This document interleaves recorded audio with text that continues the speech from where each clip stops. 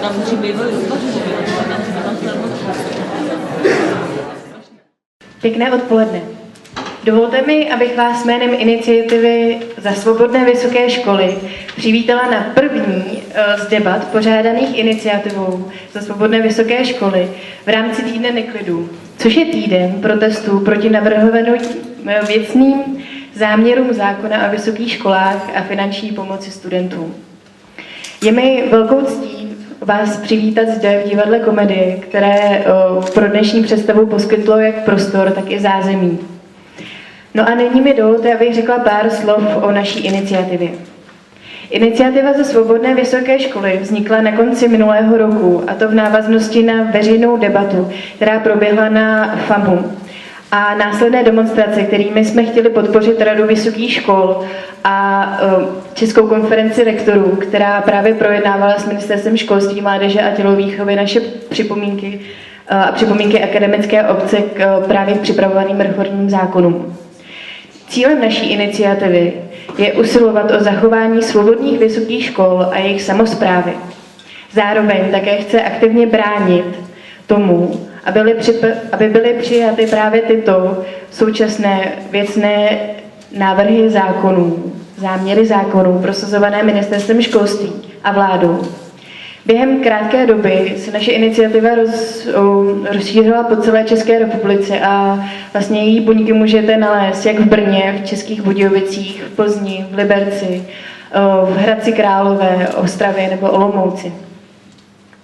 Dne 19. ledna 2012 pak uspořádala naše iniciativa Za svobodné vysoké školy protestní pochod proti reformě vysokých škol, kterého se účastnilo na několik set lidí, studentů, akademiků i lidí z řad široké veřejnosti.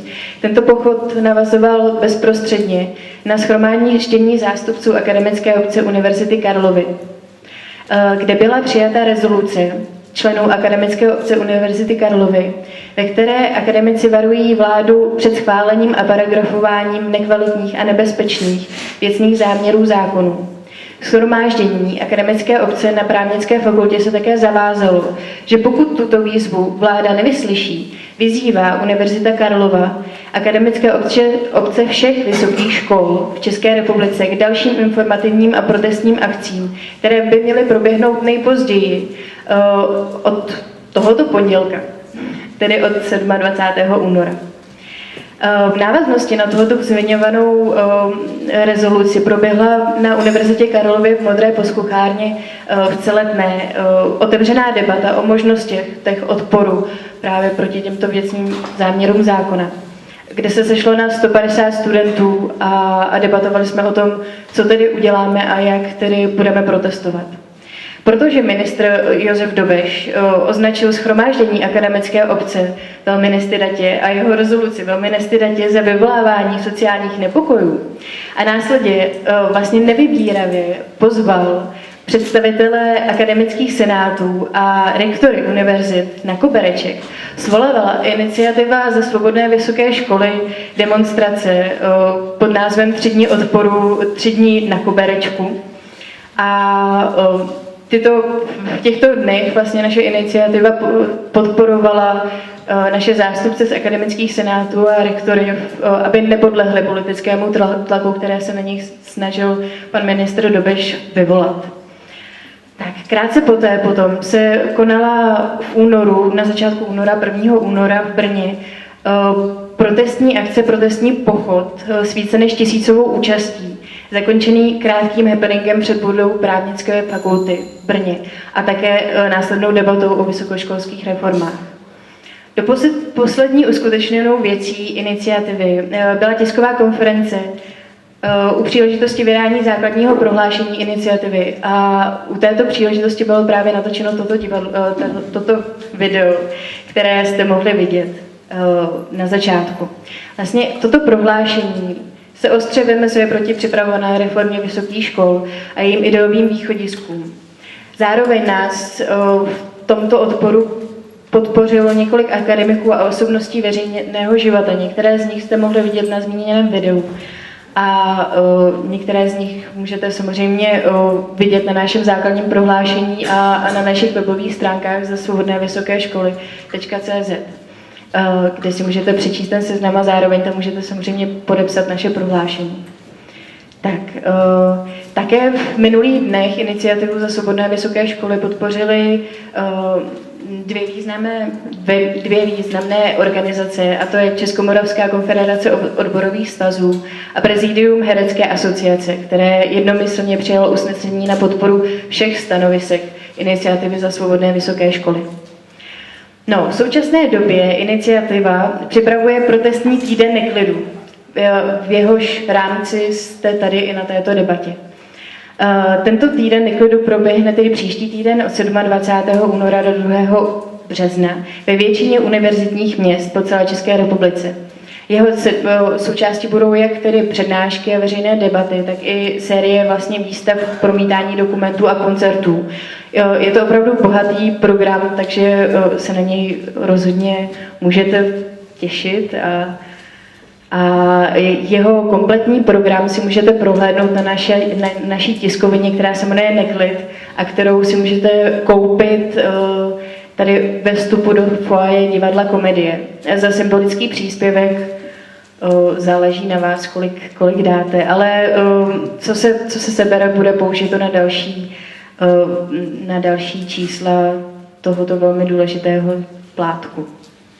Tak součástí týdne neklidu bude také Noc univerzit, což je taková mediálně asi nejznámější akce, na jejíž organizaci se tedy iniciativa ze Svobodné vysoké školy podílí spolu s akademickými senáty.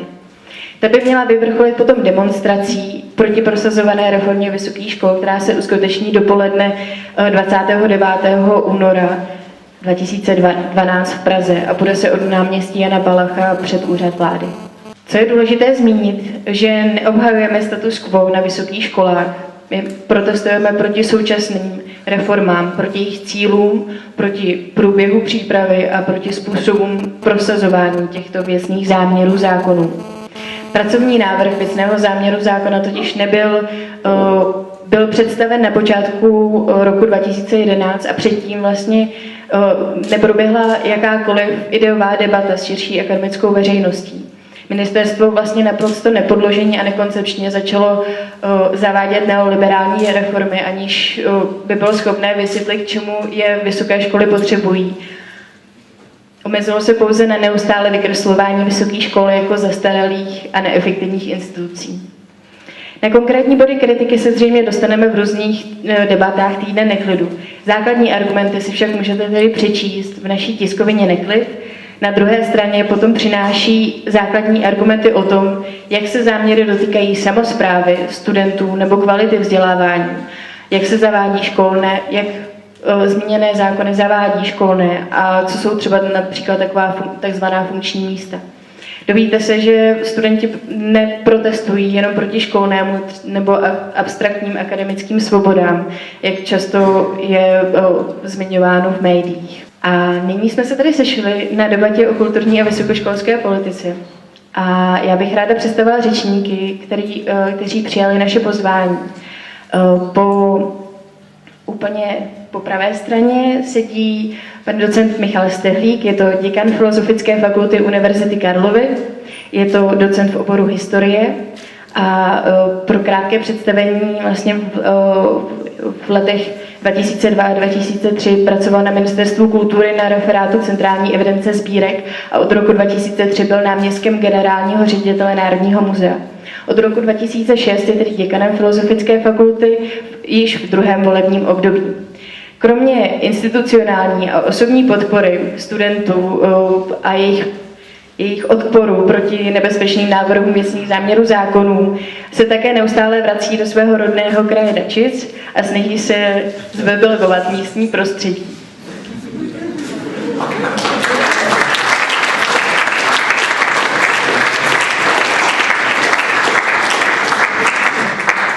Dále po mé pravé ruce sedí David Jařab, umělecký šéf Pražského komorního divadla v Divadle Komedie. Pan David Jařab vystudoval Janáčkově akademii muzických umění v Brně, oboru činoherní režie. Od roku 1993 působil na brněnské experimentální scéně a divadlo jako režisér a posléze jako autor a nakonec jako umělecký šéf. V roce 1997 odešel do Prahy, kde se živil jako pedagog, autor scénářů a překladatel a televizní a divadelní režisér.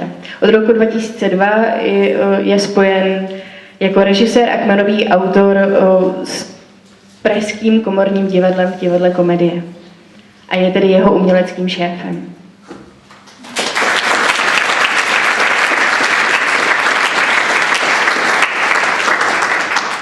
Po mé levé ruce úplně nalevo sedí Dušan David Pařízek, ředitel Pražského komorního divadla v divadle Komedie. Ten tedy vystudoval na fakultě divadelní vědy v Univerzitě Ludvík Maximilián v Mnichově a měla jsem zdůraznit, že to byla státní univerzita za státní peníze a je tedy jedním z představitelů nás parazitů. Živil se také jako překladatel, živí se jako překladatel, esejista a autor adaptací. V roce 1998 založil Pražské komorní divadlo a od srpna 2002 je jeho ředitelem v divadle Komedie. Jelikož více scénářů a režií by vydal na celé odpoledne, raději se posunu k dalšímu řečníkovi.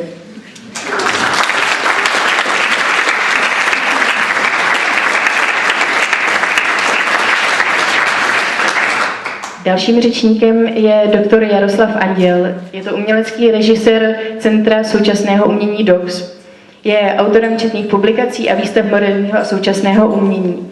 Doma i v zahraničí a například ho můžete znát jako iniciátora projektu Jaká je vize Prahy, což byl projekt veřejných diskuzí o urbanizaci Prahy. Urbanismu Prahy.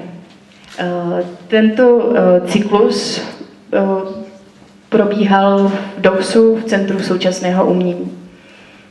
Tak, z poslední doby jsme také mohli zaznamenat výstavu Luciferův efekt, která by se dala shrnout jako výstava o vnějších produktech moderní doby, o mnohých tvářích zla.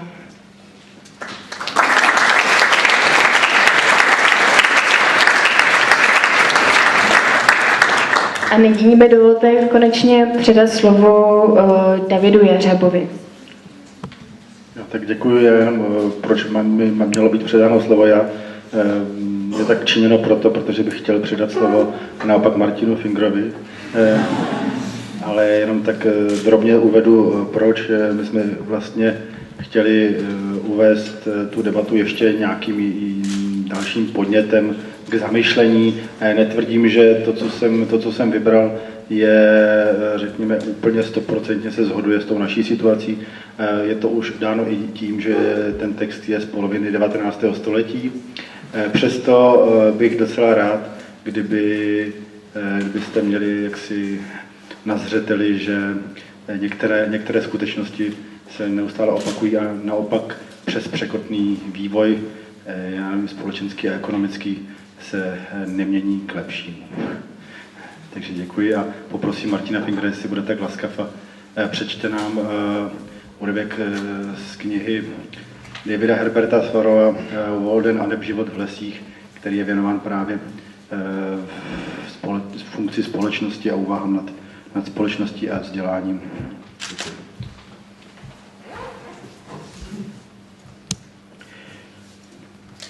Pyšníme se tím, že jsme dětmi 19. století a že jako žádný jiný národ spějeme mílovými kroky kupředu. Ale uvažme, jak málo tahle obec dělá pro své kulturní povznesení. Nechci svým spoluobčanům lichotit, ani aby oni lichotili mě, žádnému z nás by to neprospělo. Potřebujeme být něčím vyburcováni, bezmála jako voli poháněni do klusu. Máme poměrně slušnou soustavu veřejných škol, tedy škol jen pro nezletilé, ale kromě skomíravých zimních přednáškových kurzů a skromňoučké knihovny, k jejímuž založení dal stát nedávno podnět, pro sebe školu nemáme. Vynakládáme na kdejaké zboží sloužící a nebo škodící výživě našeho těla víc než na výživu svých mozků. Je na čase, abychom měli školy pokročilejší, než jsou ty základní, abychom nezanechávali vzdělávání, když začínáme dospívat v muže a ženy. Je na čase, aby naše malé obce byly univerzitami a jejich starší obyvatelé posluchači takových univerzit s dostatkem volného času, když se jim opravdu daří tak dobře, aby se mohli do konce života bez zábran oddávat studiím. Má se svět navždycky omezovat jen na jednu Paříž a jeden Oxford? Nemohlo by se studentům poskytnout ubytování a osvícené vzdělávání zde, pod nebem konkordským? Nemohli bychom pozvat nějakého Abelarda, aby nám tu přednášel? Ale běda, kvůli krmení dobytka a vedení krámu jsme se škole na dobro odcizili a hanebně zanedbáváme vzdělání. V téhle zemi by obec měla v jistém ohledu nahrazovat evropskou šlechtu. Měla by být patronkou krásných umění. Je dost bohatá. Schází jí jenom velkodušnost a vkus. Vyhazuje spoustu peněz na věci, kterých si cení farmáři a obchodníci, ale doporučit, aby se vydalo něco peněz na věci, které jsou podle úsudku vzdělanějších lidí mnohem hodnotnější, je pokládáno za něco utopického. Naše městečko díky nějaké šťastné okolnosti nebo politice věnovalo $17 000 na stavbu radnice, ale patrně ani za 100 let nevydá takovou částku na živoucí inteligenci. Onu dřeň či jádro, jimž by tuto skořápku naplnilo. Těch $125 roční podpory, vypsané na zimní přednáškové kurzy, je lepší vklad než stejná suma vynaložená tímhle městem na cokoliv jiného. Když už žijeme v 19. století, proč se netěšit z vymožeností, které 19. století nabízí? Proč bychom v jakémkoliv ohledu měli žít tak zaostale? Když už stojíme o nějaké noviny, proč nepominout bostonské trpy a neobjednat si rovnou ty nejlepší světové listy, místo abychom přežvikovali žvásty z různých rodinných plátků nebo ohryzovali olivové ratolesti, vydávané u nás v Nové Anglii?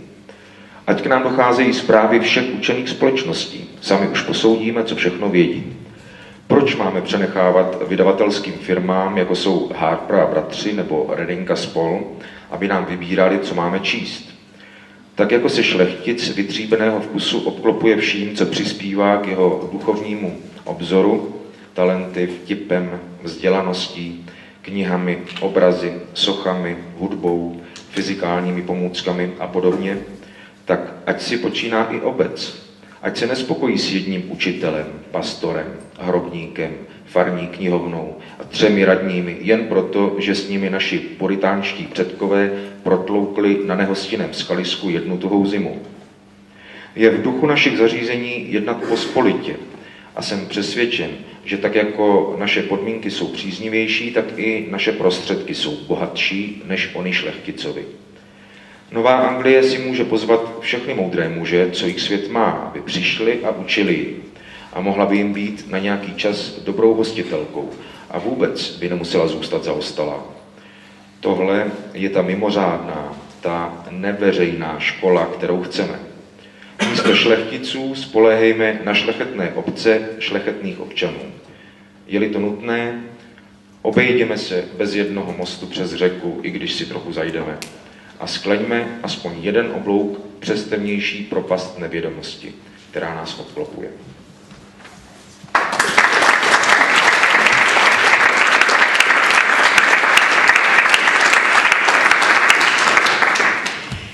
Já bych moc chtěla poděkovat Martinu Fingerovi za výborný přednes, na který já bych se samozřejmě... A vám za výběr. Já jsem chtěla k tomu přednesu. Já myslím, že je to hrozně hezký podnět k zamýšlení. Já teda úplně, když jsem to znovu poslouchal, tak mé srdce plesalo, protože skutečně mám pocit, že by některé věci stačilo jenom malinko oprášit a znovu vidět, že by možná šlechetní zástupci našich obcí byli možná překvapeni, jak se dá uvažovat. Tak nám hlavně připomněl, že ve celém sporu o kulturní a vysokoškolskou politiku jde o peníze až na prvním místě. A já bych se možná začala tedy provokativně. Je nedostatek peněz opravdu hlavním problémem? Jsou pro umělce či vědce peníze, co jsou pro umělce a vědce peníze, pokud výsledek jejich činnosti prostě společnost nezajímá. Nebo jejich dostatek základem pro vytvoření místa kritického myšlení, které zpětně kultivuje společnost. Tedy chceme tedy jen víc peněz pro své vlastní elitářství. To je pár slov na úvod, které možná trochu provokují, nicméně začneme tím, že se zeptáme po poslání vzdělávacích, divadelních a kulturních institucí. Já ráda bych se zeptala řečníků, v čem vidí jejich společenský přesah. A požádám nejprve pana děkana Filozofické fakulty Michala Stehlíka. No, děkuji. Děkuji za slovo, dobrý den všem. Já tady nechci možná ani tak filozofovat o tom, jaký máme nebo nemáme společenský přesah, protože ten, aspoň doufám, je nám poměrně zřejmý. Já bych se možná konkrétně vrátil k naší aktuální situaci a v tomu společenskému přesahu bych využil jedno sousloví, které zaznělo v tom textu, které bylo předtím, že dle dobrého úsudku vzdělanců 3 tečky dále. My jsme v situaci, kdy my máme, myslím, že docela dost dobrých důvodů k jisté vyšší míře nedůvěry k našim voleným zástupcům, zejména pokud takto reformují. Tu nedůvěru tam asi máme a já musím říci, že po té, co jsem za poslední měsíc obešel všechny barvy, kromě jedné, Poslanecké sněmovny v rámci různých apelů a diskusí, tak se mi nedostává expresiv. Ale nazvu to nedůvěrou, dobře. Ale já si myslím, že ten náš problém je také v tom, že ta obrovská nedůvěra, jak mohu sledovat, je i na té druhé straně. Na straně toho, kdo ty reformy připravuje, že v podstatě je to nevědomost možná jenom polovzdělání, ale nedůvěra toho, že ten dobrý úsudek vzdělanců vlastně nestačí. Jak je možné, že v situaci, kdy Česká konference rektorů a Rada vysokých škol řekne poměrně věcné připomínky, se nic nestane?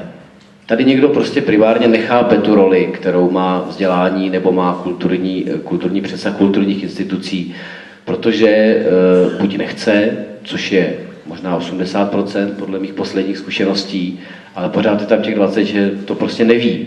A možná je to i na nás, a to budu provokativní zpětně, že jsme to za ta poslední léta, desetiletí prostě nedokázali vysvětlit. Možná je to i na nás, že do veřejného prostoru vstupuje akademické prostředí až v posledních 3-4 letech.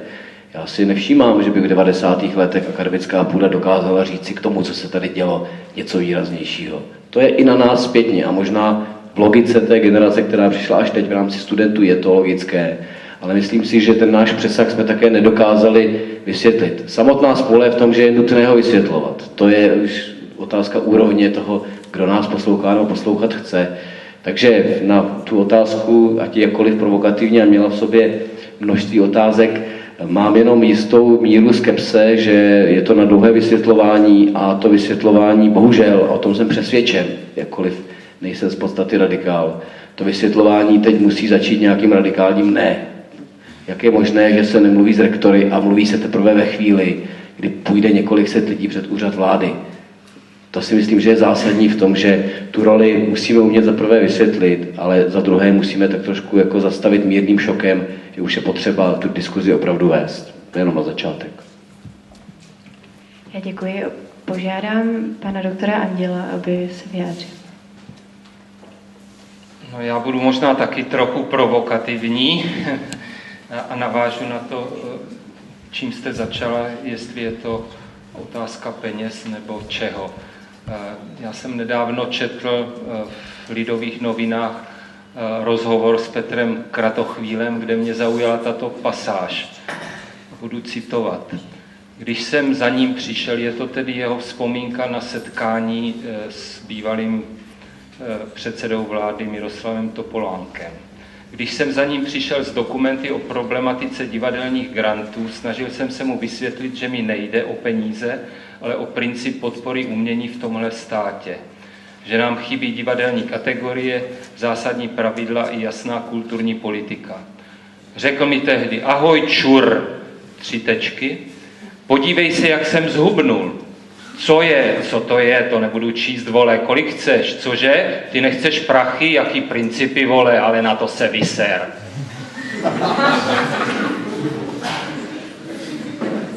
No, já myslím, že tady vidíme z části, kde je problém.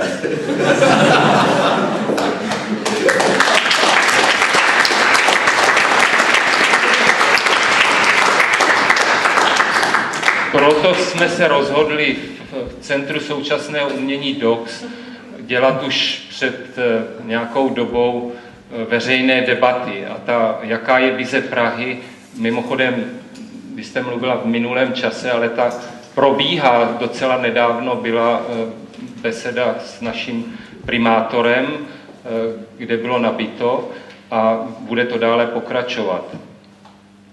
Ale my jsme se rozhodli tuto činnost dále rozšířit a přišli jsme s nápadem sdružit tam všechny debaty na různá témata a pojmenovat ji Dox Agora, neboli Dox Agora.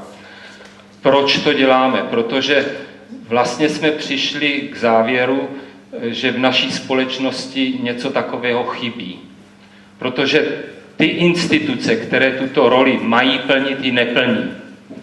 A samozřejmě na prvním místě, když mluvíme o veřejném prostoru, jsou to dneska média.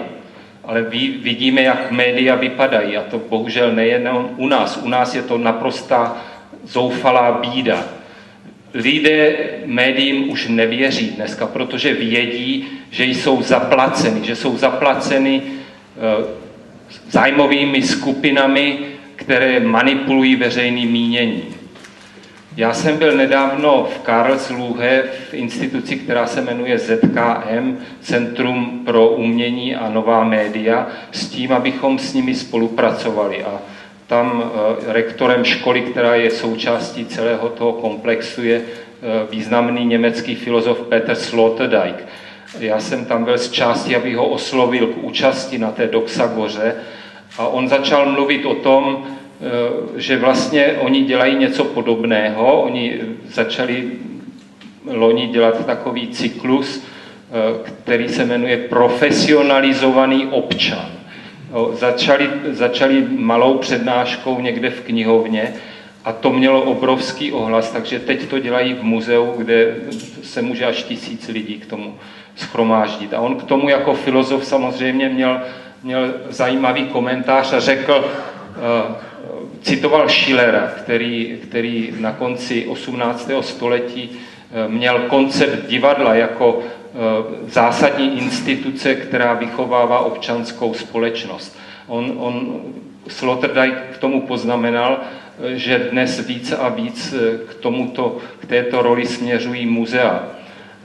Takže já to uzavřu tím, že vlastně dneska je třeba, aby šlo znovu o to, aby jsme se znovu vraceli, jiná cesta nebude, k začátkům občanské společnosti. A je to věc nejen studentů, ale je to věc především nás občanů. Děkuji vám.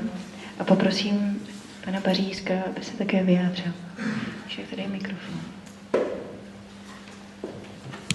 Stať, o které jste právě mluvil, kterou napsal Friedrich Schiller a která vyzývala jediné mass médium tehdejší doby, divadlo, aby se stalo jakousi morální etickou institucí, která vychovává celý národ, byla zásadním vodítkem velké divadelní reformy, která se konala v německy mluvících zemích koncem 60. let 20. století.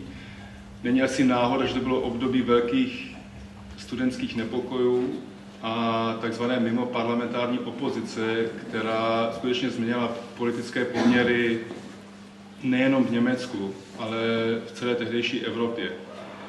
Myslím si, že tento odkaz je naprosto klíčový pro současnou společnost. Ptala jste se na přesah vzdělávacích a kulturních institucí.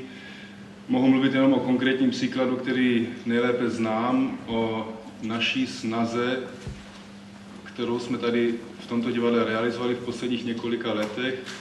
Kdo nás alespoň trochu zná, ví, že jsme uváděli zde několik kanonizovanou světovou literaturu, příběhy, texty, který každý zná příběhy a texty, hry, které jsou notoricky známé, ale v drtivé většině jenom v českých a světových premiérách tituly, texty přímo psané nebo překládané pro tohle divadlo, které se vztahují k dějinám tohoto města, k tomuto městu, k tomu, co se této společnosti, ve které a pro kterou pracujeme, bezprostředně týká.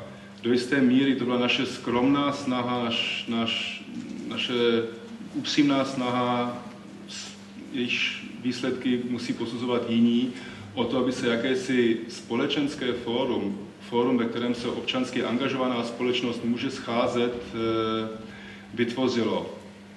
A to v rámci činnosti kulturní instituce. Celou tuhletu naši krátkou historii jsme tady teď 10. rokem a jak jistě víte, brzy se tato naše kapitola v dějinách Českého divadla uzavírá. Doprovázely spory s našimi volenými zástupci, o kterých jste se už tady zmínili. A chtěl bych mluvit jenom o konkrétním příkladu. Několikrát jsem se střetl v rámci veřejných slyšení s tehdejším primátorem Pavlem Bémem, který se vyjadřoval o kultuře, o kulturních institucích a o divadlech velmi sportovním způsobem. Těšil z toho neoliberalistické pojetí naprosto sebevražedného vzývání kapitalismu. On si prý rád zakoupí vstupenku do divadla za 700 korun, protože na ní má, nepotřebuje mít možnost si zakoupit vstupenku za 200 korun. To říká člověk, který nese zodpovědnost za to, že budova, kterou uvidíte, když opustíte divadlo a zahnete do Vladislavovy ulice, a která uzavírá vlastně ten průhled, který tam máte, Škodův palác, je v této době v dlouhodobém pronájmu. Město si pronajalo tyto prostory, tuhletu budovu, za částku, která se pohybuje okolo 4 miliard korun na zhruba 20 let. Původní nabídka byla, že lze ji odkoupit za zhruba 600 milionů korun. Pavel Bém to nechtěl. Raději se platí ten naprosto nepředstavitelně vysoký nájem, jenom kvůli tomu, že se staví hned přes ulici nová administrativní budova nad stanicí Národní třída. Tohle to bylo zapotřebí nějakým způsobem zafinancovat. A společnost, která zprostředkovávala pronájem Škodova paláce, je na této výstavbě zainteresovaná. 3,5 miliardy vyhozených z okna. 3,5 miliardy korun vyhozených z okna. Když se takovým způsobem hospodaří s penězi, které my všichni platíme a vkládáme do rukou našich volených zástupců, tak není divu, že nás takovým způsobem zasáhne ekonomická krize a že se nyní musí plošně šetřit všude. Tohle divadlo přispívá v tomto roce po plošném snížení rozpočtu města malou částkou, zhruba 500 000 korun. Musíme věnovat na to, aby se vyrovnal rozpočet města v roce 2012. Tato částka je vlastně směšná. Vzhledem k tomu, jakým způsobem se prošustrovávají jinde peníze, máme, myslím si, právo my všichni říct, například tady v tomto divadle, které se snaží být jakýmsi fórem, kde se scházíme a říkáme si na rovinu, co si o této společnosti myslíme, máme právo říct, že pocitujeme jistou nedůvěru k této naší politické reprezentaci. Já myslím, že to není to jenom problém pražského magistrátu, ale najdete vlastně podobné případy ve všech možných sférách, nejenom v kultuře. Já jsem velmi ráda, já jsem vám nechala trochu více času, protože jsem hnedka na začátku nezmínila, že vy budete muset z pracovních důvodů odejít o trochu dřív. Tak. Dále bych tedy mikrofon postoupila Davidu Jařevovi a možná bych to ještě trošku specifikovala. Pokud tedy tržní principy nejsou dobré pro občanskou společnost, tak pro koho jsou dobré? A mluvíme opravdu o tržních principech, protože jsme se tady bavili o problematice politiky. Já myslím, že tržní principy sami o sobě, řekněme, úplně za nic nemohou, protože vždycky budou v rukou nějakých konkrétních lidí. Dovedu si představit, že v rukou osvícených lidí můžou být i tržní principy naplňovány relativně v zájmu společnosti a celé obce. a v zájmu občanů. Jestliže ovšem tržní principy jsou naplňovány v zájmu velmi úzké oligarchie, která se snaží v podstatě ty finance nějakým způsobem převést pod správu relativně velmi malé skupiny lidí, která potom tyto peníze využívá především k upevnění moci a k ovlivňování médií a tím pádem tedy zpětně zase těch občanů, tak potom v tom případě samozřejmě takovéto principy jsou velmi diskutabilní a rozhodně je potřeba prostě označit za principy, které vedou k jedinému, a to je manipulace občanů a manipulace v zájmu zajištění moci a finančních toků jedním směrem. Myslím si, že ta souvislost s tou současnou situací na vysokých školách, po případě kulturních institucí, které jsou rovněž vlastně dost velmi často nějakým způsobem determinovány tou situací finanční a správní, tak to souvisí, protože samozřejmě ta místa, která poskytují prostor veřejné diskuzi, a já jsem rád, že právě, tak jak pan děkan říkal, teď se to konečně děje více i na vysokých školách, tak ta místa, my jsme se o to snažili v divadle, snaží se o to Galerie muzea, snaží se o to řada institucí, ale v podstatě mimo takový ten základní správní rámec státu, tak je podstatné, aby takováto místa existovala už z toho prostého důvodu, že vychovávají nezávislé občany, vychovávají občany, kteří dokáží přemýšlet o realitě, o tom, co je jim předkládáno kritickým způsobem a dokáží nějakým způsobem i analyzovat a vyhodnotit to, že jsou manipulováni. Jak již zaznělo, média v tomto směru hrají velikou roli, ale není možné, není nemožné nějakým způsobem i přesto odhadnout, pokud existuje jistý způsob uvažování a existuje jisté vzdělání o věcech, existují paralely mezi situacemi, které už tady byly, tak pak občan, který je vybaven takto, je schopen mnohem lépe odhadnout, kdy vlastně ty takzvané reformy, nebo v případě divadel transformace, nebo jakkoliv jinak eufemisticky nazvané kroky, zda vedou skutečně k nějakému vylepšení situace, anebo zda vedou spíše k tomu, že se pod těmito pojmy skrývá metoda, jak znovu ještě více tu veřejnou sféru a občany nějakým způsobem jaksi podvázat. Myslím si, že je strašně podstatné, aby taky došlo k jakési větší radikalizaci, protože ta slova proti nejsou slyšet, není jim poskytován prostor a momentálně už skutečně nazrává situace po několika opakovaných snahách během voleb něco změnit. Nastává situace, kdy se ukazuje, že ty běžné demokratické volební principy už nestačí, vzhledem k té nadvládě médií, nestačí ovlivnit ty občany natolik, aby dokázali něco změnit, tak mám pocit, že ten radikální krok momentálně, že ty diskuze se přenesou přímo na úroveň občanské společnosti a že občanská společnost celkem logicky vedená umělci, vědci, vysokoškoláky, tak protože ti dokáží formulovat některé ty kritické postřehy, že ta občanská společnost dá o sobě znát, že už nechce být dále hračkou v rukou těchto lidí, kteří využívají pouze proto, aby tento stát a své občany okrádali. Já poprosím pana děkana. Děkuji.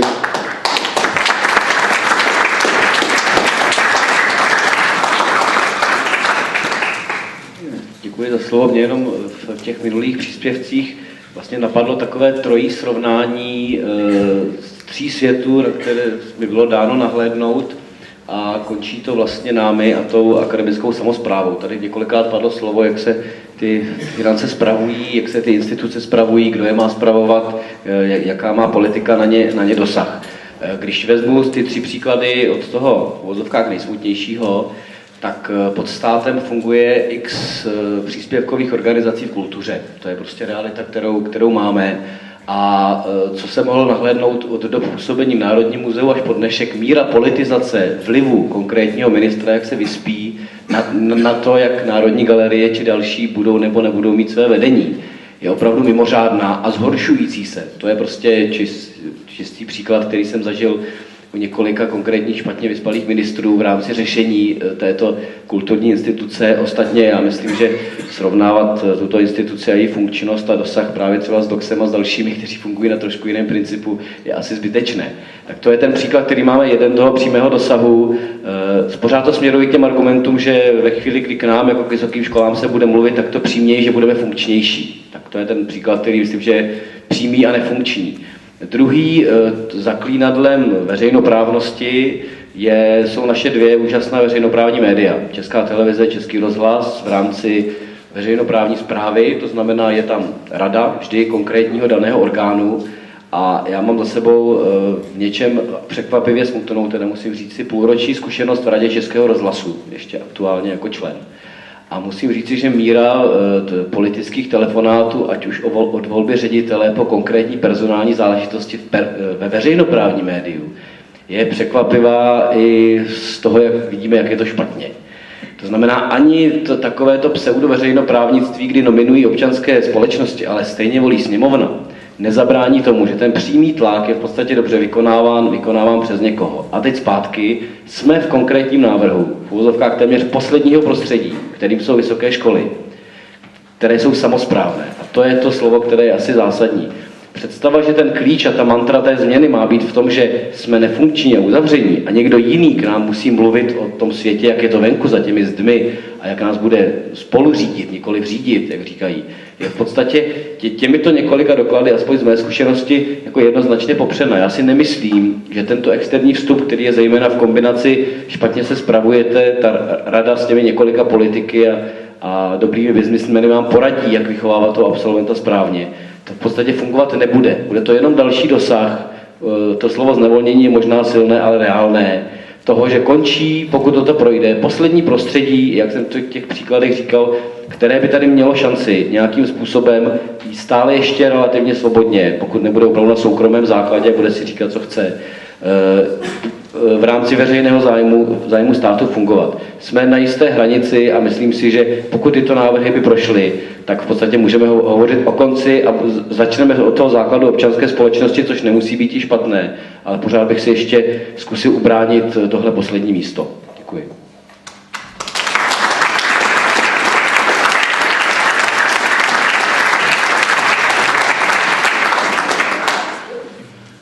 Řekl bych, zkusil bych pojmenovat ještě jeden problém, který vidím třeba možná trochu konkrétně asi na úrovni třeba, řekněme, organizace a financování divadel, ale myslím si, přece jenom také jsem studoval a také jsem vysokoškolský pedagog, tak vím, jak to asi probíhá i na vysokých školách.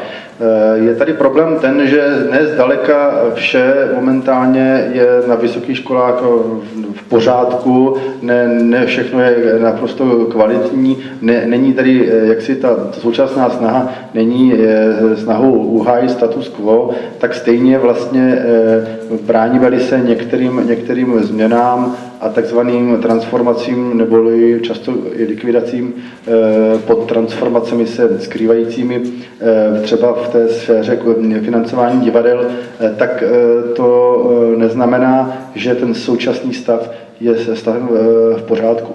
Problém je ten, že ta nedůvěra, skutečná nedůvěra v naše zástupce a jejich jaksi deklarace, že jejich kroky vedou k zlepšení situace. Ta absolutní nedůvěra a hraničící téměř s jistotou, že naopak veškeré takzvané reformní kroky vedou spíše k buď to tedy zmanipulování a jaksi větším uplatněním moci v těchto sférách, a nebo a především jde o jaksi finanční zájmy, jak jsem již řekl, několika úzkých skupin, které vlastně určují chod tohoto státu. To vede k tomu, že vlastně zároveň tady existuje jakýsi pocit strachu ve společnosti, v podstatě i na těch vlastních místech něco reformovat, protože jakmile by bylo vysloveno slovo reforma, jakmile ku příkladu bychom vstoupili do nějakého prostoru, kde bychom měli redefinovat třeba financování, ku příkladu třeba pražských divadel, anebo i, řekněme, institucí na úrovni Ministerstva kultury, tak pak vznikají obavy, že pokud bychom skutečně chtěli něco reformovat i ze spoda, vlastně stane se tato tendence v podstatě záminkou těch orgánů, které vedou k tomu, že uchopí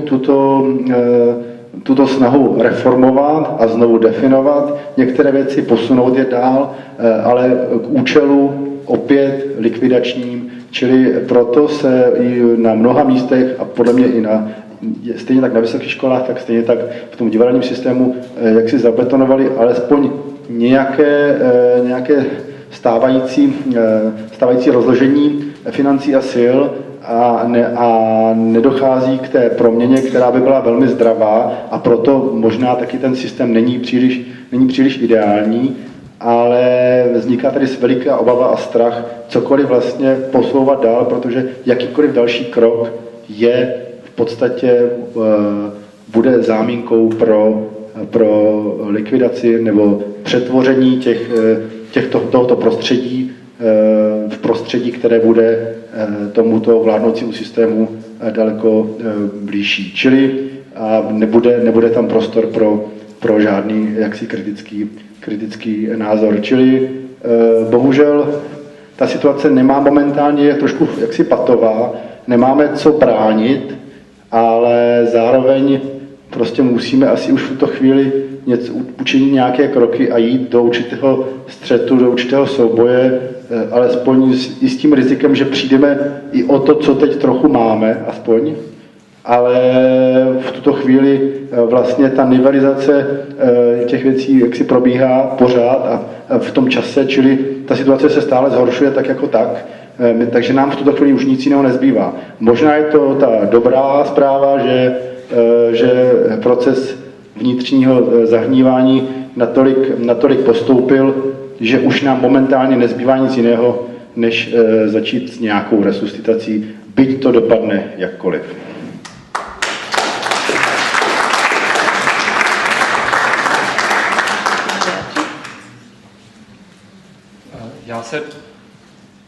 Já se domnívám, že tady je jeden problém v české společnosti, a to, že vlastně ta společnost je fragmentarizovaná, že se vždycky mluví izolovaně o jednom problému, teď je to školství, předtím zdravotnictví, potom ekologii a tak dále.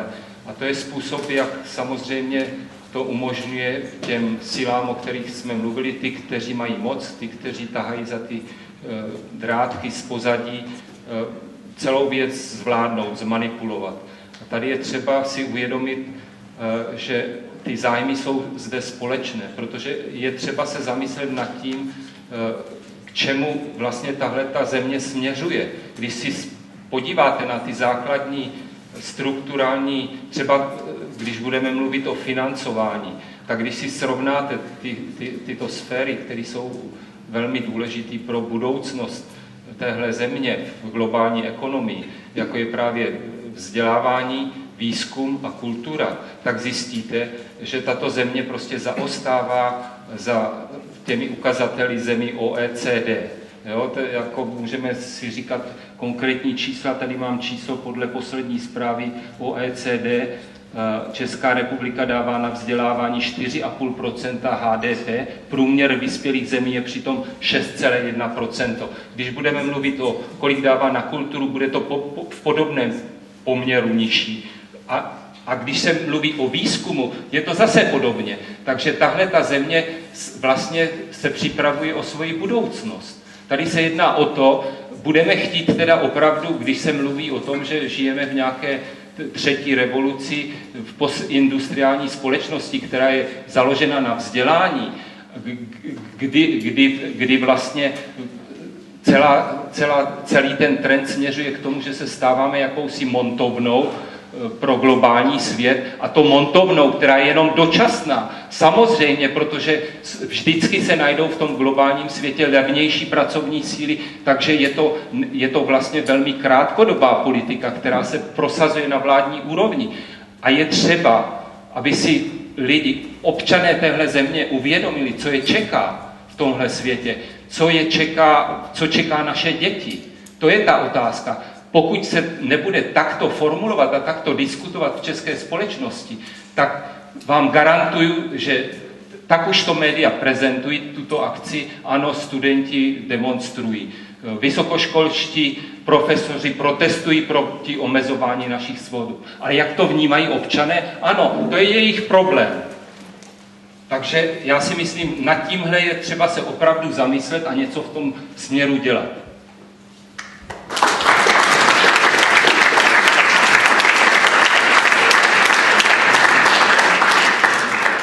Já bych měla možná otázku na Dušana Pařízka, jak si to myslíte, že by to mělo proběhnout? Koho jiného se zeptat?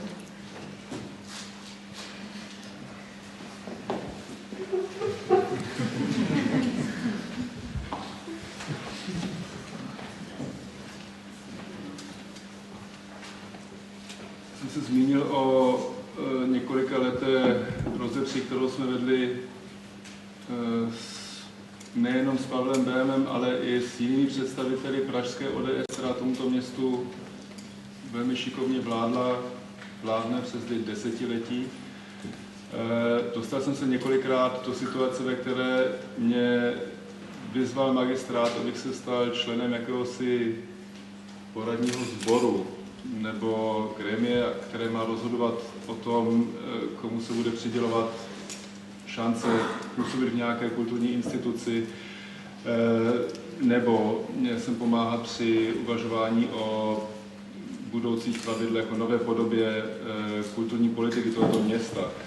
Odmítl jsem to pokaždé z toho důvodu, že dochází logicky v případě, kdy se někdo, kdo bude v budoucnu žadatelem o takovéto prostředky, bude podílet na takovémto procesu rozhodování, že musí zákonitě docházet ke střetům zájmů. Myslím si, že tohle je skutečně otázka pro nezávislé odborníky.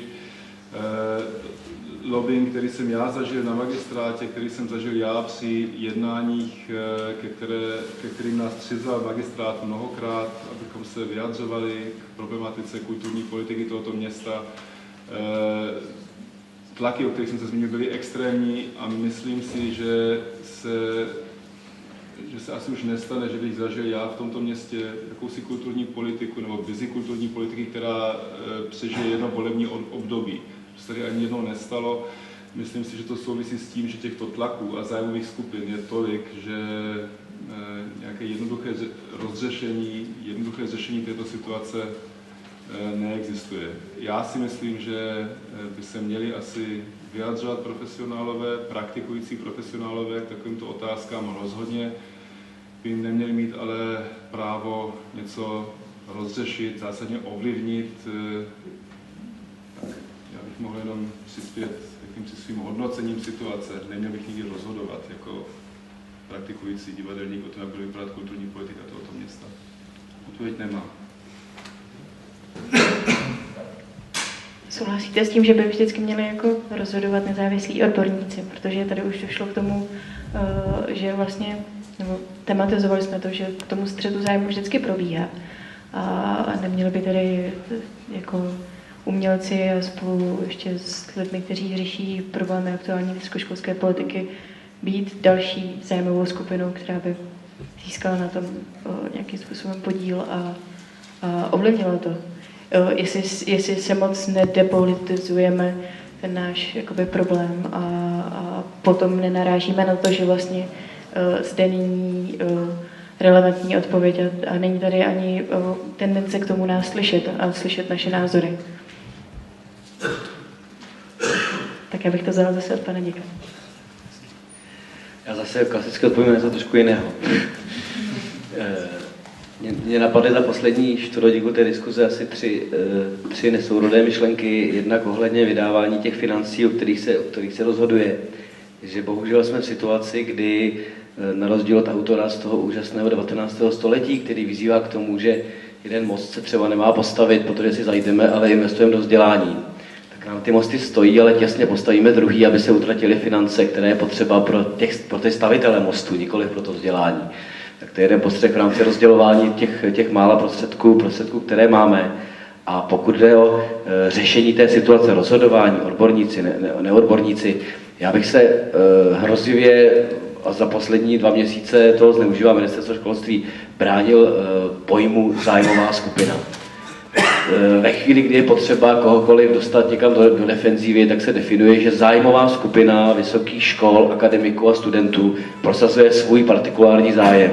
Ale ten zájem není partikulární, to je otázka celé společnosti, jestli to vzdělání bude nebo nebude. Stejně tak si myslím, že zájmová skupina kulturních pracovníků prosazuje nějaké podmínky pro kulturu, ale oni prosazují podmínky pro tu kulturu, nikoliv sami sebe. V konečném důsledku půjde o ty granty, půjde o to rozhodování. Ale pojem zájmová skupina je velmi dobře využitelný až zneužitelný a zejména v argumentaci posledních měsíců si to užíváme hodně. Řešením je v konečném důsledku neustálý tlak, kritika, otevřenost a bohužel osvícení zvolení zástupci. Já myslím, že to nemá v žádném případě řešení rozhodně ne ze dne na den a bez nějakého vlastního angažování se i těch vysokoškolských lidí, a teď to nazvu škaredě, možná i v tom politickém, protože jinak to nepůjde. Teď máme uprostřed toho všeho drobnou výhodu, která tak nevypadá. Teď budu hodně škaredej vůči našim voleným zástupcům. Oni jsou hloupí. V konečném důsledku tam, kam jsme teď dospěli v rámci toho, koho máme na mnoha nejvyšších místech, já bych se toho nebál z hlediska inteligence a toho, co můžeme nabídnout. Jenomže to nenabízíme a nejdeme do toho střetu příliš ostře. Takže v tomhle si myslím, že to má pořád alternativu a to jediné, co jim dáno jednou za 4 roky je moc a já si nejsem jako jist, proč by to nemělo být třeba jinak, že se začnou reálně angažovat, byť je to škaredé slovo, i v těch veřejných otázkách lidé, kteří k tomu chtějí něco říct a budou to chtít změnit. Je to možná takový, jak by řekl pan prezident, falešný aktivismus, ale myslím si, že bez toho, abychom promlouvali do veřejného prostoru, i takto aktivně to prostě nepůjde.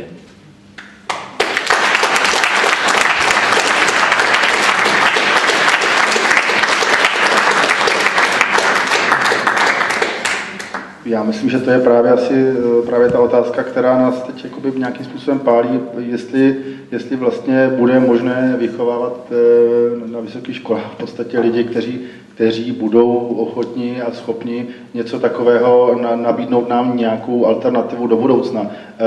V podstatě je dost pravděpodobné, že ten tlak, který tady je částečně způsoben neschopností, částečně způsoben zjištnými zájmy, ale řekl bych, a možná dokonce i tak trochu podvědomně, je způsoben tím, že ta oligarchie nějakým způsobem vlastně chce zabezpečit i své vlastní další potomky, kteří zdědí jejich peníze, aby byli u moci i dále. Čili možná to zní jako trochu paranoidně, ale bohužel historie nám dává za pravdu, že takto se logicky některé kmeny a klany chovají a vlastně je celkem dosti pravděpodobné, že bude-li nějaké místo případným semeništěm odporu, bude dobré ho nějakým způsobem zlikvidovat, nejlépe v zárodku. To znamená, bude naše šance skutečně je jenom ta, že se chopíme nějaké myšlenky. Je to možná v dnešním postmoderním světě trochu komplikované, čeho se chytit. Dost těžce budeme hledat asi tu myšlenku nějaké revitalizaci křesťanství, ale budiž třeba ano. Dost těžce budeme hledat vůbec proč to tak máme dělat, proč máme třeba jít se svou kůží na trh, byť z toho nebudeme mít ty finanční prebendy jako tito lidé, proto to dělají. A my z toho budeme mít jenom práci, úzkost, stres a velmi nepříjemnou pachuť setkávání se s lidmi, se kterými bychom se vlastně možná nikdy ani setkat nechtěli.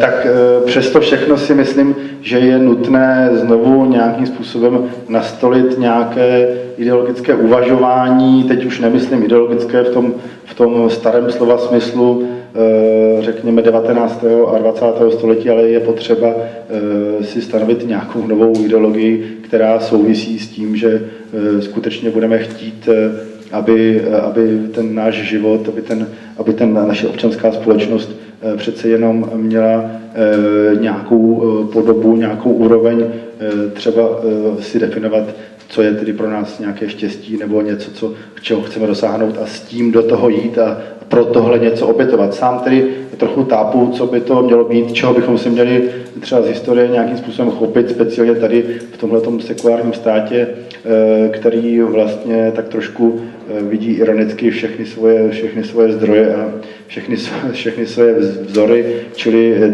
tady ta skepse vlastně je o to větší, ale prostor je právě pro ty, kteří tuto skepsi trochu využívají. Čili bohužel bez jistého druhu jakéhosi vnitřního romantismu se asi neobejdeme. Já bych jenom ještě jednu věc chtěl říct, že možná, že máme teď pocit, že třeba bylo učiněno, je to velmi konkrétní věc, učiněno zadost tím, že třeba byla zatržena praktika opravdu skutečně jednoduchého obchodování se vzděláním, lépe ne se vzděláním, to by ještě bylo docela dobré, ale obchodování s tituly, to už je horší, tím, že byla zlikvidována ta velmi pofidérní fakulta, právnická fakulta v Plzni. Ano, přece jenom ten hlas byl dostatečně silný a ty věci, které se provalily, byly tak neuvěřitelné a tak nechutné, že zřejmě asi nebylo možné to momentálně nechat tak, jak to je. Přesto bych chtěl říct, že ta snaha o to jmenovat vlastně podnikatele do správních sfér, do správních rad univerzit a učinit je tedy vlastně mocnými nad univerzitami vede podle mého názoru v podstatě k témuž pouze legální cestou. Čili pojďme si říct, jestli chceme, aby třeba, možná to zní trochu děsivě, ale aby nadále třeba v budoucnu byly vysoké školy těmi místy, které budou prodávat tituly a pak už ale budeme ovlivňováni úplně všichni vlastně stykem s lidmi, kteří tyto tituly budou mít a budou nás soudit a obhajovat lidé, kteří si koupili něco takového, možná nějakou cestou složitější, budou nás možná i léčit lidé, kteří a učit lidé, kteří vlastně prošli tímto školstvím. Jak říkám, možná to zní jako sci-fi, ale je asi potřeba se zamyslet i nad tím, kam to vede, protože možná, že existuje někde společnost s dlouhou historií, třeba, která jaksi má tu obchodnickou, podnikatelskou sféru možná mírně osvícenou. Já osobně se domnívám, že vlastně ti, kteří v tomto státě z 90% nebo z 95%, ti, kteří v tomto státě vlastní prostředky a jsou takzvanými podnikateli, by v podstatě na běžném trhu světovém nikdy neobstáli a nejsou to žádní kvalitní obchodníci, jsou to pouze lidé, kteří využili tu transformaci z komunistického systému do systému současného a tím získali z největší pravděpodobností podvodným způsobem prostředky, které potom investovali do dalšího podnikání. Čili tato sféra pro mě je naprosto nedůvěryhodná a nevidím v ní žádnou kvalitu, ani kvalitu obchodní.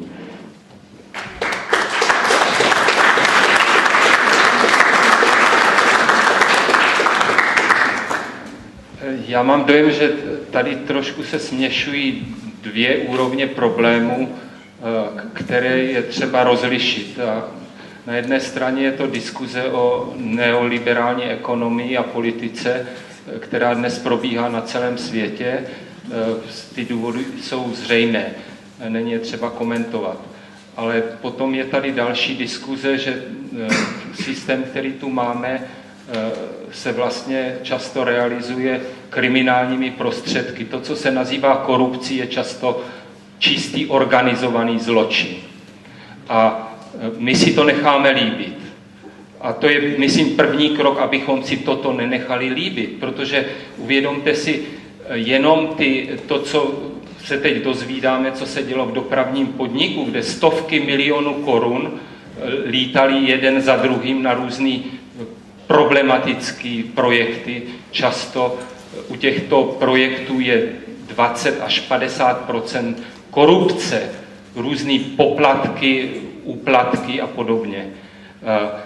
Tady mám takové číslo z rozpočtu na rok 2009, který jsem si rychle vyhledal na internetu před touhle diskusí. Hlavní město Praha mělo v tom roce 2009 233 milionů korun na kulturní granty. Tak pěkně prosím, tato částka, když se jenom si pročtete noviny za posledních, dejme tomu měsíc, tak tato částka se, odvažuji si tvrdit, ten výzkum jsem si nedělal, ale několikanásobně se ztratila v těchto zlodějinách. Jo? Takže než budeme mluvit o tom, jak budeme rozdělovat 233 milionů, tak bychom se měli rozhlédnout, kam prostě několikanásobně větší částky mizí. Děkuji. Jestli už není další? Ještě předtím, než se dostaneme tedy k té pozitivní nebo konstruktivní kritice, možná opravdu dáme prostor, protože tady zaznělo spousta velmi zajímavých názorů a často i rozporných. A předpokládám, že ne všichni souhlasíme. No tak to skoro vypadá, že všichni souhlasíme. Perfektní. Takže se posuneme dále. Je to tak? Je to tak, jsou velmi disciplinovaní. Ale nevím, jestli je to správné slovo. Tak, moje další otázka je, na to už jsme prostě narazili a mě by opravdu zajímalo teďka velmi konkrétně, jaké strategie by měli studenti či umělci volit, aby jejich názor byl prostě vyslyšen. Zajímalo by mě do toho dalšího týdne neklidu nějaké vaše rady a připomínky a třeba návrhy toho, aby náš hlas byl vyslyšen i na té druhé straně. Tedy nejde mi teď o ty principy, ale jde mi konkrétně o ty prostředky. No já mám pocit, že vlastně možná, teď to zní úplně hodně radikálně, nejde o to, aby byl hlas vyslyšen na druhé straně, protože my se vlamujeme do dveří, který ani nevím, jestli nás mohou vyslechnout, a to z jednoho prostého důvodu, že z velké části nám nebudou rozumět, protože mluví jinou řečí. Z druhé velké části taky prostě jsou to lidé, kteří maximálně jediné, co budou ochotní udělat, jsou nějaké ústupky, čili když si představíme třeba člověka, který chce zabrat celý les, tak vlastně my ho můžeme pokřikem na pokraji lesa třeba donutit, aby nějakou paseku nezabral. Tak to je jediné, k čemu ho můžeme donutit, ale v zásadě samozřejmě je to nutné, momentálně asi nezměníme naše zástupce, ale v každém případě si myslím, že ta snaha a ta hlasitost musí být, to souhlasím tady s paní děkanem, že musí být velmi intenzivní a velmi hlasitá, a radikální, protože jedině tak vlastně bude šance, že ta věc nezapadne a že třeba po týdnu neklidu potom nenastane 14 dní velkého klidu a potom takzvané konečné vyřešení některých věcí. Tak myslím si, že je velmi zásadní v podstatě usilovat momentálně přímo konkrétně o to, aby vlastně ministra školství nedělal pan Dobeš, protože momentálně i už všechno to, co prezentoval ve všech svých výstupech, tak je zcela zřejmé, že jeho existence je s kvalitou školství neslučitelná.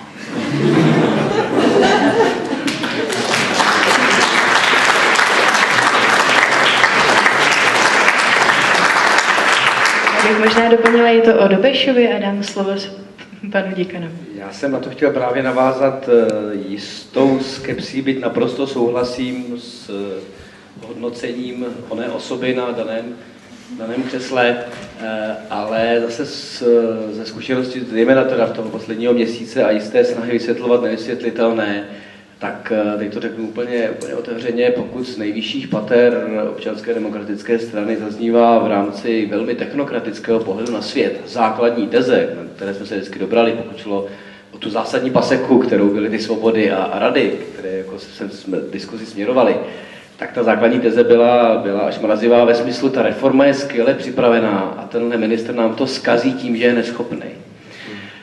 Mě to trošku vyděsilo v tom, že jakkoliv ten ministr může zmizet, a možná to bude i reálné, tak ta otázka je, co bude poté. A to je i kombinace mého optimismu a skepse z příštího týdne. Protože já jsem si mírně jist, že takto výrazný tlak bude mít svůj dosah. On ho má už teď po tom 19. lednu, kdy horečnatá snaha jednat, byť velmi, řekněme, s nějakými nekonkrétními výsledky, ale snažit se o představu debaty z hlediska ministerstva, vstupy premiéra. Jaká si představa ten tlak přece jenom vnímat, pokud se odehraje, co se odehraje, tak můj mírný optimismus je v tom, že jistá reakce v rámci vrácení se ke stolu a bavení se o tom zákoně, o těch zákonech asi bude, nehledě na to, že v tomto týdnu legislativní rada vlády doporučila přepracování, což je zásadní procesní krok. Takže tam já až tak skepticky nejsem a jsem velmi proto, aby ten hlas zazněl silně, aby byl o to silnější. Moje skepse je v tom, co se stane poté. V rámci ministerstva školství téměř není relevantní partner, který by vůbec mohl k tomu stolu zasednout, aniž by se s ním vůbec reálně bavilo, což je otázka pana ministra. Nebo aniž by těm věcem za druhé rozuměl a byl schopen v podstatě nějaké debaty. Takže tento týden určitě, věřím tomu, že dopadne dobře vůči tomu, jak ten hlas bude slyšet a jak se ministerstvo možná zachová v zápětí. Ale moje velká skepse je k tomu, co bude dál, protože my tam momentálně nemáme relevantního partnera, který ať už by naslouchal nebo byl zároveň schopen ty věci připravovat. A tady si myslím, že se můžeme dostat opět do toho patu, který tentokrát nebude o tom, že chtějí něco zlého, ale bude o to, že ta míra neschopnosti je, že nebudou schopni ničeho jiného, než znovu a znovu předkládat takto prapodivně zkompromisněné špatné návrhy. Takže přece jenom jistou skepsi v tom mám, ale to nesměruje k tomu týdnu, tam jsem přece jenom, doufejme, mírně optimistický. Na tu otázku, co by měli umělci dělat, můžu říct jenom o naší vlastní zkušenosti, k čemu jsme dospěli v Centru současného umění DOX. Tradiční výstavy jsou prostě výstavy různých uměleckých žánrů, ať už jsou to malby, nebo dnes i instalace, nová média a cokoliv, kam se přijdou podívat diváci. A umělci často předkládají vlastně svoje pozorování, interpretace skutečnosti. Čili ty role jsou pozorovatel, divák. A my jsme si uvědomili už před nějakým časem, že to je naprosto nedostatečné v současné situaci a společnosti. A je to situace nejen naše, ale je to situace globální, protože já často pobývám v zahraničí, v New Yorku, a tam lidi mají naprosto stejné závěry, že nestačí být už jenom pozorovatelem, ale je třeba být taky účastníkem. A proto vlastně jsme začali dělat ty naše projekty trošku v jiném formátu, kde se klade důraz právě na účast umělců, ale účast taky občanů, tedy aby se z diváků stali účastníci. A tady vlastně proto existuje v sociální psychologii fenomén, který byl velmi dobře studován, popsán, kterému se říká bystander efekt. To je známá věc, že když se děje nějaká špatná věc, tak čím větší počet právě těch pozorovatelů tam je, tím je menší šance, že někdo se stane účastníkem a zasáhne. To se odvinulo od jednoho případu v 50. letech právě v New Yorku ve čtvrti Queens. Ta paní, která byla zavražděná, se jmenovala Kitty Genovese a tam to slyšeli asi půl hodiny, její zoufalý výkřiky, když ji někdo vraždil, ale nikdo asi ze 100 lidí nepřišel a nepomohl. Jo? A já bych tak řekl trošku, že když bych to tedy dramatizoval, že my jsme trošku metaforicky řečeno v podobné situaci. Děkuji.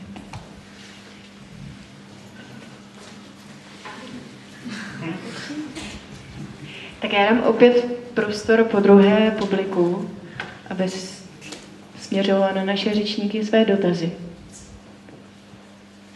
Tak Dobré odpoledne, Patrik Eichler. Já zkusím jenom dotáhnout teďka to, co se načalo. Takže jak přesvědčit tu veřejnost. Jo, to je ta první otázka. A pak možná otázka na pana děkana, že jo, tak on tam ještě jeden člověk, myslím, je. Myslím, že Ivan Wilhelm ještě neodešel.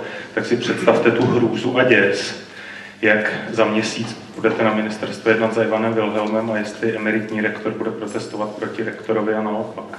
Tak na okraj.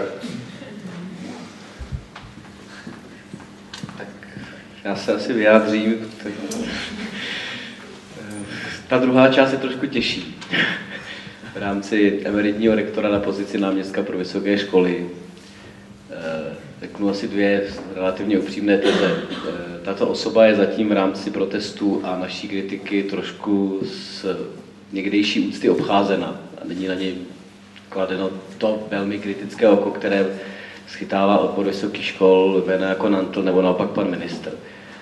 A ta druhá upřímná teze je, že ono už je to možná v aktuální situaci chyba v tom, že ta poslední dvě jednání, jak to posunout, právě byla pod vedením pana náměstka a nejsem si jist, zda se někam posunula.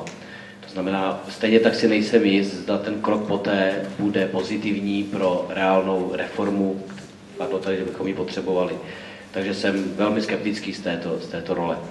A pokud je o to, jak přesvědčovat veřejnost, já si myslím, že náznaky v tomto týdnu již jsou, byť by možná mohly být silnější. Samozřejmě média to začala velmi rychle interpretovat v rychlém spojení školné a studenti. A je dobré stále tlačit ten pojem, že jde o akademické protesty a v podstatě propojovat akademické pracovníky se studenty. To je jeden, si myslím, že z velkých vnitřních úkolů celého toho týdne, že přece nejde o to velmi zjednodušeně, že někdo nechce platit za něco. Jde o to, že se tady ohrožuje něco úplně jiného a tam nikoliv, aby to byli jenom akademici nebo naopak jenom studenti, ale ta kombinace, aby došlo k částečnému pochopení, že opravdu to není jenom takhle, to je jeden z důležitých momentů, který tam vidím a snažím se to opakovat, byť ta média prostě zafungovala přesně, jak se dalo očekávat a všechno je v uvozovkách studentské. Já ještě jedna drobnost, o které jsme mluvili předtím. Já jako nějak neidealizuji to, že když bude odvolán ministr Dobeš, že přijde někdo lepší. Na druhé straně pojďme si říct, že je to takové děsivé to takové pojmenovat, ale v podstatě vlastně to školství nebo kultura jsou v podstatě ministerstva anebo oblasti, které tuto vládu anebo ty lidi, kteří vlastně tu vládu skrze ty představitele, které tam mají nastrčené, jak si uplatňují, jsou v podstatě oblasti, které je příliš nezajímají, protože oni neposkytují příliš velký objem financí, neposkytují zas tak velké množství financí jejich přelévání a při tom přelévání teda tu možnost nějakým způsobem uplatňovat moc a hlavně tedy strhávat ty patřičné peníze pro své účely. A proto se domnívám, že když ten tlak bude soustavný a třeba i po jmenování dalšího ministra, který bude neschopný, dojde znovu k tomu pokračování té radikality, tak si troufám říct, že když ten hlas bude dost intenzivní, tak možná už jenom vlastně jako probuzení z jisté letargie, že jim vlastně neprojde úplně všechno, začnou trochu přemýšlet nad tím, že by tam mohli jaksi umístit na tato ministerstva, která, jak říkám znovu, myslím si, že v podstatě v zásadě nezajímají. Tak je to, jak se dorutí k tomu, aby tam umístil někoho, kdo bude aspoň trochu schopen vést vlastně s akademiky nějakou diskuzi, aby měli aspoň tady pro svůj hlavní tedy kriminální činnost a větší klid, čili to by nám mohlo poskytnout nějaký prostor a tedy naději, že alespoň tady v tom úzkém malém prostoru budeme moci nějak trochu operovat. Je to možná optimismus, ale bez optimismu aspoň trochu nelze žít. Tak další dotaz publika. První byla paní Škola a druhý pan ředitel. Jestli dovolíte, já vás teda zdravím, já tedy se jmenuji Jiřina Šiklová, náležela jsem tedy k akademické, prostě na filozofickou fakultu, takže jsem teda akademický úd, nebo řečeno lépe úda, že jo, ale tady jsem tady za veřejnost proti korupci a chtěla jsem vás pozvat na zítřek na 19. hodinu do galerie DOX, kde teda se sejdou lidi, ale budou tam prostě další iniciativy, které teda chtějí zabránit tomu, aby byl tedy odvolán a ministr spravedlnosti Pospíšil a upevněn ve své pozici, znovu se tam navrátívší pan tedy Rampula. Takže velice stručně. Lidi jsou už tak naštvaní, že když toto projde, to je takové dost viditelné, že se ti hoši teda takhle mění na těch pozicích, tak budou mít pocit, že se nedá vůbec nic dělat. A první chytrý demagog, který je osloví, tak teda budou jeho. Takže považuji to za takovou docela významnou věc. To prohlášení se jmenuje Jde o budoucnost demokracie v našem státu, nejenom o jednoho ministra. Má to řadu bodů, ale není to dlouhé, já to číst nebudu. Já to tady vám můžu dát, můžete si to otisknout. Navíc to mám tady sebou ještě na flešce, takže se můžu vám okamžitě dát. Zhruba jde o to, jasně dát najevo, že tedy má a měl by zůstat Jiří Pospíšil na svém místě a nebýt zpětně vyměněn za Rampulu. Je možné, že tam byly, teda s tím mečem, že tam byly nějaké procesní chyby, to je sice možné, ale tady jde asi o podstatu. To je všechno, co jsem vám chtěla říct. Tady jsem chtěla předat oficiálně tento papír a říct tedy, že zítra v 19 hodin v galerii DOX je to dojednaný a bude tam veřejná diskuse. To je galerie, kde se ten prostor dá natahovat, takže tam může přijít hodně lidí a nebojte se, že se tam neušlapeme, i když tam všichni přijdete. Děkuju vám.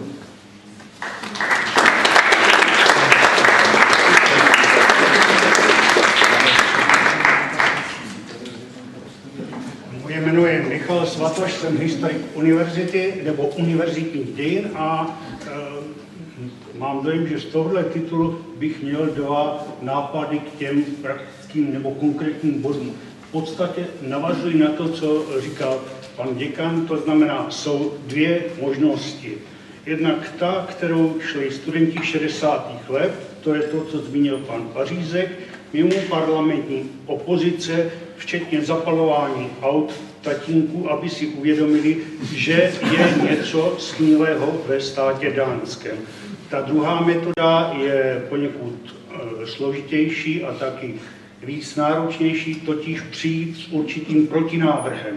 Přijít Pokud cítíme sami, že je potřeba reformovat vysoké školy, že je třeba reformovat kulturní politiku, promiňte mi ten výraz, ale nebo poměry kulturní v tomto městě, je zapotřebí přijít se zcela konkrétním návrhem na podobu nového vysokoškolského zákona, kde by nebyly ani ingerence státu do samosprávy nebo akademické autonomie, ale kde by také ani nebyly ty druhé extrémní případy, totiž, že je možno si v tomto státě koupit vysokoškolský titul ne za peníze, ale třeba jenom za své postavení. Děkuji.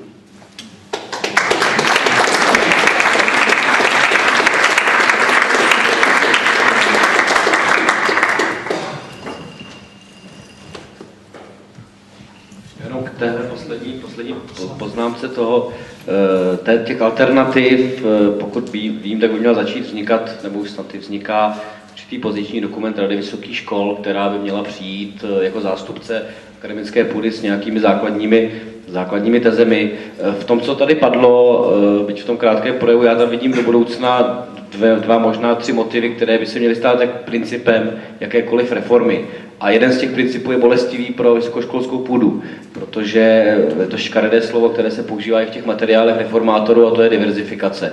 Jsme v situaci, kdy normativem studenta, já jako děkan dostávám stejné finance na studenta profesora Wernera na egyptologii, jako dostává student v jakémkoliv regionu, v rámci jakéhokoliv humanitního oboru. A je úplně jedno, jakou kvalitu ten člověk předává, ale já si musím poradit s tím, aby pan profesor Werner někam neutekl, když to přeženu. To znamená diverzifikace ve smyslu, jsou tady nějaké vysoké školy, kterým přiznáváme kvalitu a budeme ji hodnotit a chceme to po nich. A pak jsou zde školy, které vzdělávají trošku jinak a řekněme trošku v profesním nebo jiným stylem. Tak to si myslím, že je třeba jeden z principů, který je obecněji podporován a není možné zůstat u stávajícího systému, kdy desítky vysokých škol potom produkují a z velké části spíše dávají ony tituly. A druhý princip, který může být též bolestivý dovnitř, a to je možná větší debata než o těch akademických svobodách, které si myslím, že musí být principiálně zachovány, je otázka role akreditační komise.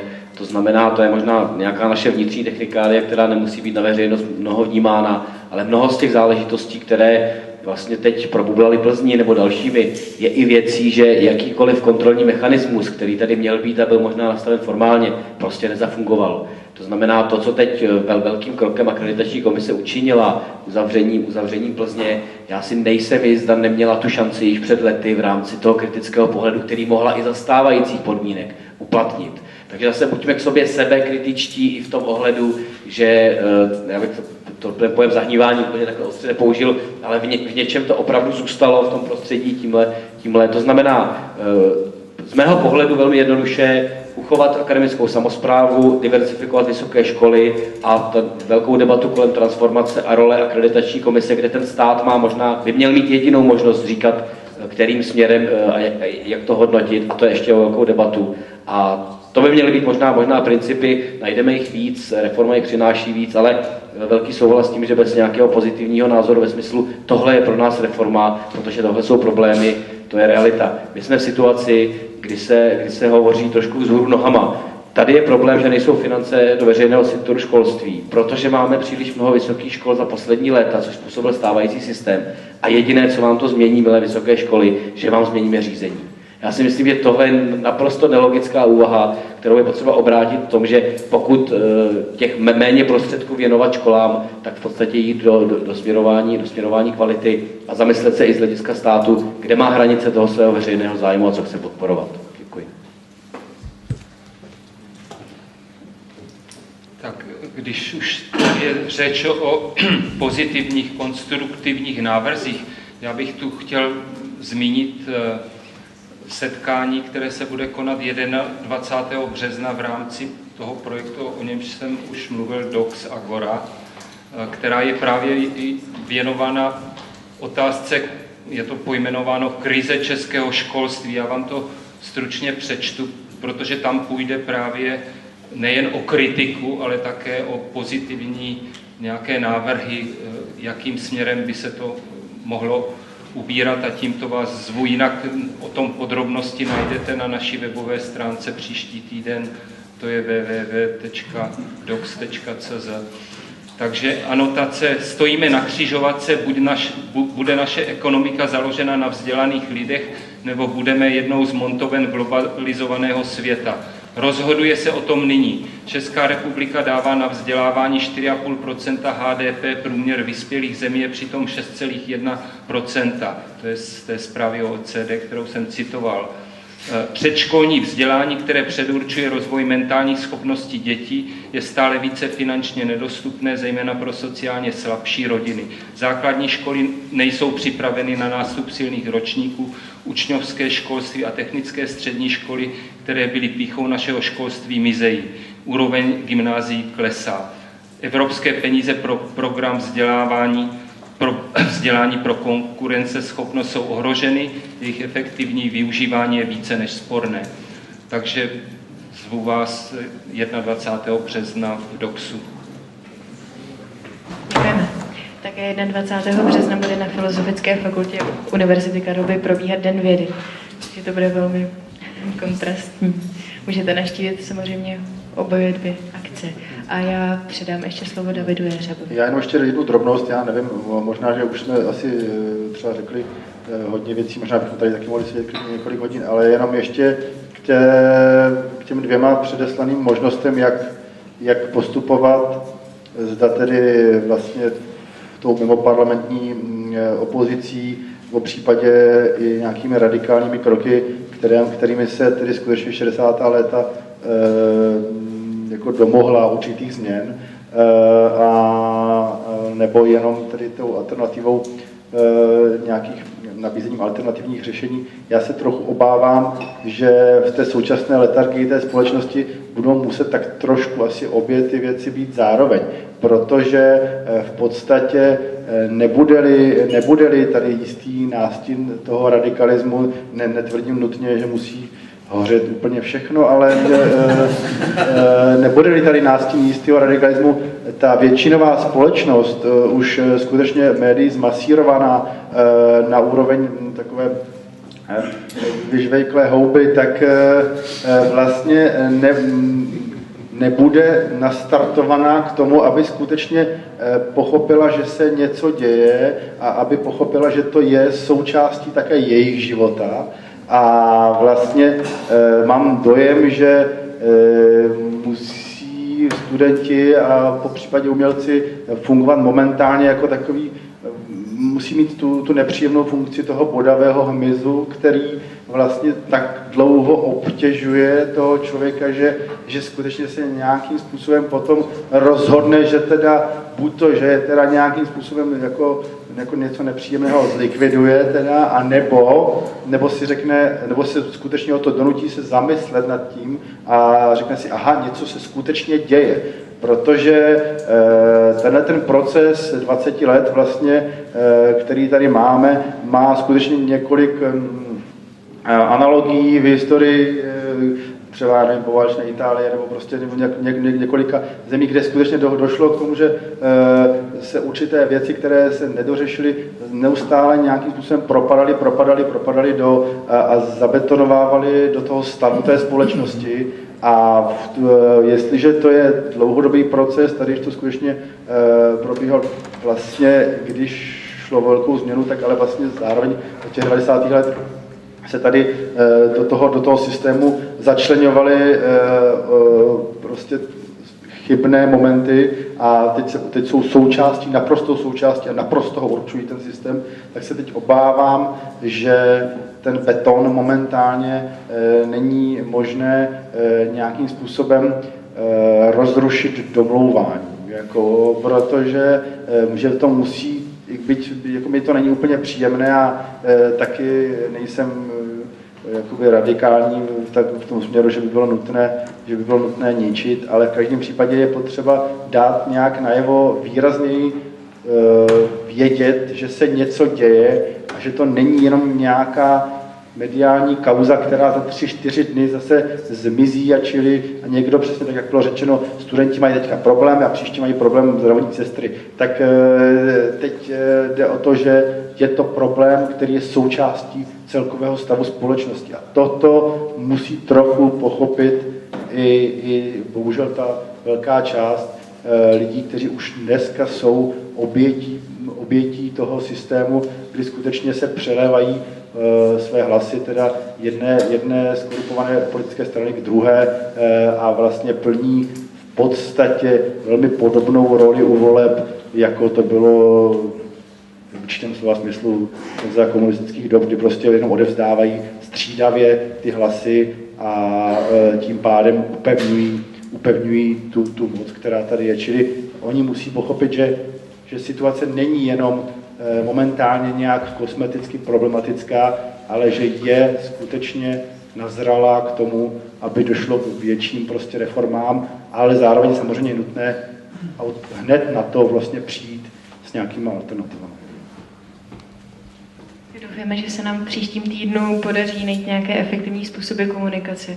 Předpokládám, že to asi nebude jenom domluva, jak jsme tady vlastně zjistili, nebo jak tady naši řečníci artikulovali. Má někdo z vás ještě nějaký dotaz na naše řečníky? Nestejte se. Prosím.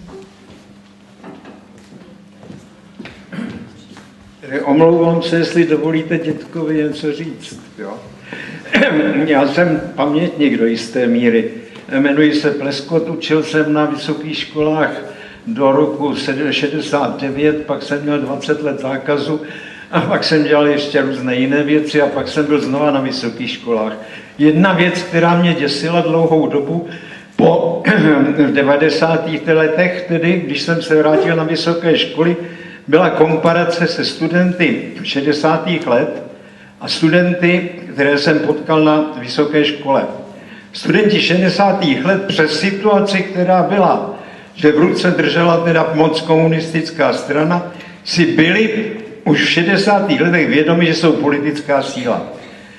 Já jsem to původně nepozoroval. Pozoroval jsem, že panuje filozofie každý za své. Dneska, možná, že se k tomu byli dokopáni situací, ale potěšením konstatuju, že studenti jsou politickou silou a jsou si toho vědomi. Prosím vás, tohle nesmíte ztratit. Zdá se, že to nestrácíte, protože už uvažujete i za středoškoláky, které by bylo třeba, protože konec konců reforma vysokých škol, vy odejdete, ještě nějak to protlučete, ale na ně by spadla teda ten, no já budu říkat sajrajt, nebo co tady z toho jde.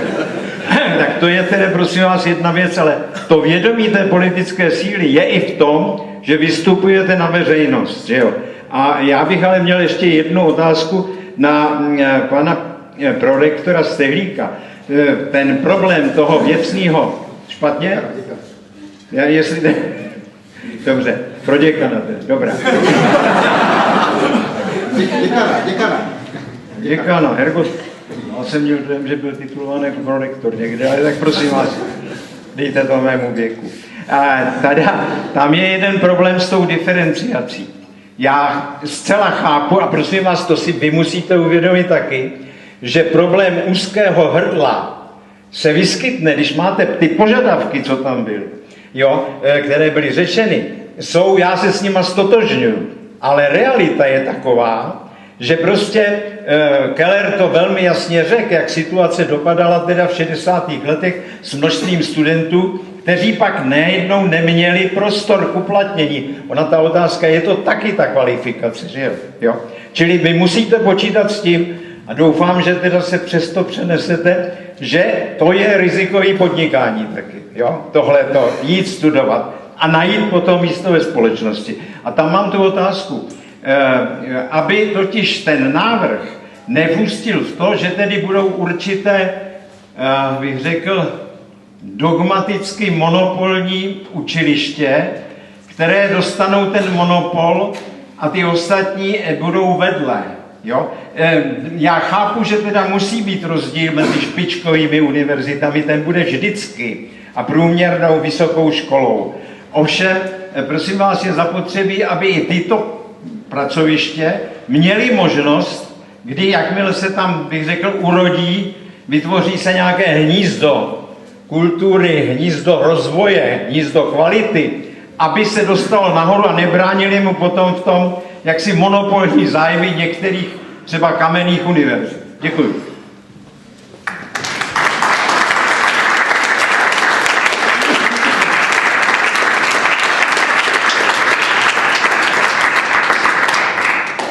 Za vystoupení i za ten dotaz. Já si předtím nemyslím, že v uvozovkách kamenná univerzita musí být nakonec v té skupině těch kvalitních. To předpokladem, to je jedna věc. Já jsem to jenom u toho stručně zmínil. My pořád, reformátoři teda také, hovoříme o nějakých kritériích kvality, které by se měly uplatňovat průběžně. To znamená ne zabetonovat v nějakém pozitivním návrhu všechno do budoucna a nedej bože zákonem. To se tuším povedlo na Slovensku, kde definovali výzkumné univerzity přímo do zákona a pak museli měnit zákon, protože přece to nejde takhle jako říci napevno. To znamená stejně si nejdříve definovat, co jsou pro nás kritéria kvality a pak si je osvědčovat v 3 či 5 letých horizontech, aby někde, kde se, jak říkáte, urodí, mohl někdo vstoupit do toho, řekněme, kvalitnějšího financování. A v konečném důsledku se nedobereme asi k větším kritériím kvality, než kterým bude prostě vědecký výkon, otázka zahraniční spolupráce a mobility, otázka kvality v rámci doktorských studií a tak dále, tak nechci jít úplně do detailů. Ale předpokladem musí být vlastně průběžné hodnocení, samozřejmě ne z roku na rok, podle ministerstva bychom se měli uhodnotit k smrti. To je zase jako momentální trend, každým rokem si budeme vyplňovat tabulky, abychom se jako uhodnocovali. Takže propojit ten systém diferenciace, diverzifikace s tím, že se to vlastně musí průběžně osvědčovat spíše v tom střednědobém horizontu, protože i u nás každé vzdělání je trošku na delší trať, ne z roku na rok. Takže nemyslím si, že by mělo dojít, nebo nesmí dojít tomu zabetonování do budoucna v rámci rozdělení úrovně vysokých škol. Měl by to být vlastně systém otevřený, byť si zpátky myslím, že konkrétně v téhle zemi to bude v rámci toho dosahu spíše v jednotlivinách, v rámci těch jednotlivých vysokých škol, nebude toho desítkách, které budou v tom nejvyšším případném ranku.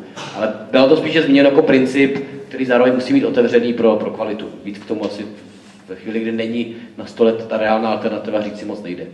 Smím ještě poznámku? Prosím vás, v těch kritériích se dneska zdůrazňuje výzkum. To je zcela správný, ale poslání vysokých škol je učit. Jo?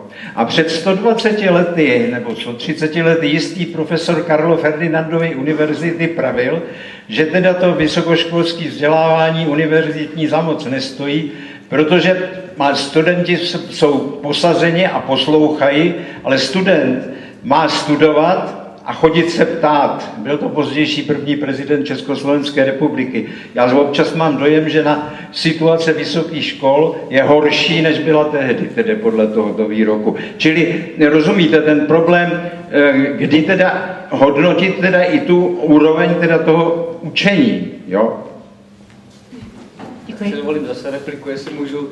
Samozřejmě hodnotit úroveň myšlení, ale ta základní myšlenka vyplývá z toho, že pokud hovoříme o těch nejkvalitnějších, tak nechť učí studenty ti, kteří mají vlastní silnou tvůrčí činnost a posouvají to sami originálně někam dál a jenom nepřelévají data či skutečnosti, které se sami naučí. Proto ten důraz na spojení vědy a výuky, a to je zase zpátky trochu starší pán než Tomáš Masaryk, a to je Humboldtovská teze v rámci moderní univerzity, že ta kvalita je samozřejmě v tom silném pedagogickém výkonu, který, pokud hovoříme o kvalitě, musí být opřen o tu tvůrčí činnost a někoho, kdo vlastně dává ty svoje myšlenky a toho studenta posouvá. Tak to je to vlastně myšleno, aspoň teda v mé hlavě zatím.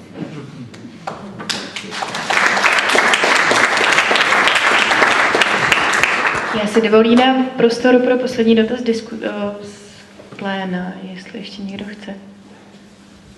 Pokud už nejsou dotazy, promiňte, tam vzadu.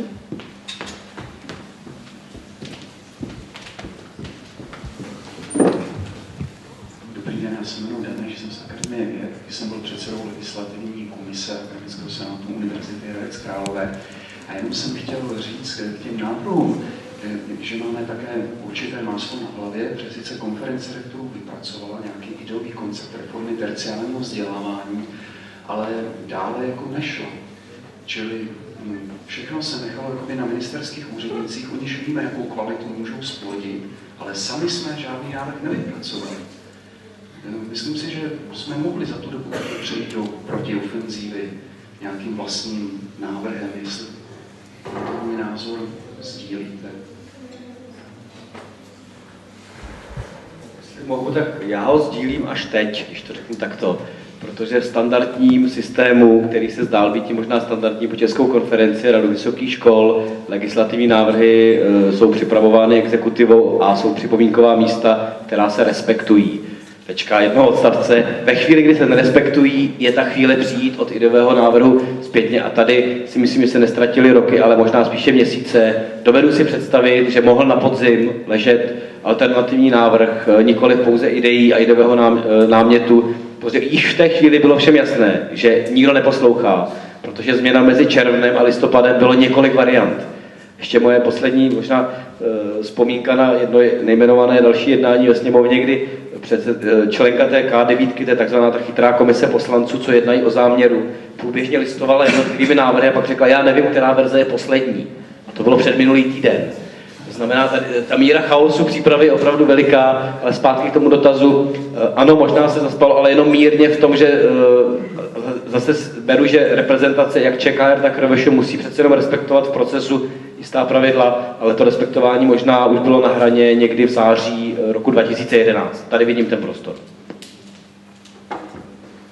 Tak já bych ze své pozice moderátora bych ráda poděkovala všem řečníkům i dotazům z pléna. Myslím si, že dneska to byla velmi plodná diskuze, že jsme se dostali k velmi zajímavým závěrům, zejména o tom, že často debatovat nestačí a že je potřeba volit efektivnější způsoby komunikace, které budou vyslyšeny a které třeba nejsou úplně tak obvyklé, ale myslím si, že vzhledem na ten týden neklidu, který bude příští týden, tak nám všem studentům, akademikům i lidem z široké veřejnosti dává prostor pro to, abychom takovéto způsoby komunikace hledali.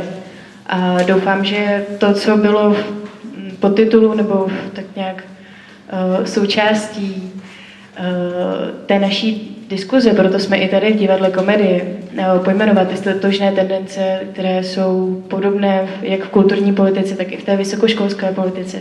Myslím si, že spousta těch věcí zůstalo ještě nevyřčeno, ale určitě všichni řečníci potvrdili, že je potřeba ten odpor propojovat napříč společností, protože akademici ani studenti v tomto boji proti neoliberálním reformám nejsme sami.